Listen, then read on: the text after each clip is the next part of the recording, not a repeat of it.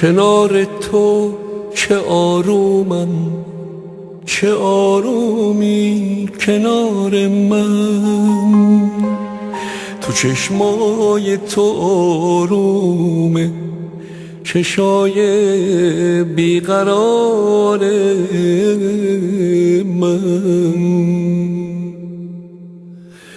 تو میفهمی که خوشحالم، تو میفهمی دلم تنگه، تو میدونی که خواب من کدوم شب هاست که بیرنگه. تو مثل آسمون ساده، مثل پرواز آزادی، مثل دلبستگی امنی، مثل لبخند آبادی.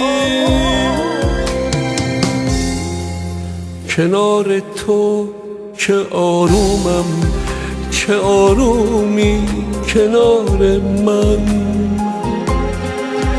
تو چشمای تو آرومه، چشای بیقرار من.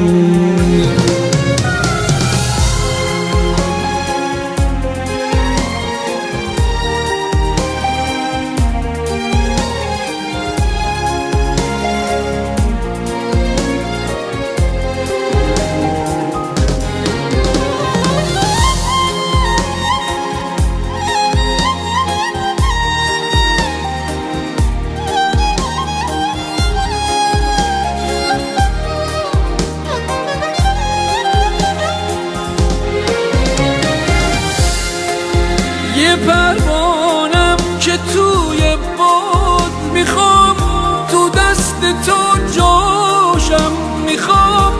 وقتی که دلگیرم تو آغوش خودت باشم. میخوام وقتی دلت تنگ غمت روشونه ها باشه. اگه عشقی تو چشمات مسیرش گونه ها باشه. کسی جز تو نمیتونه منو عاشق کنه هم درد. کسی جز من نمیتونه تو رو عاشق کنه. برگرد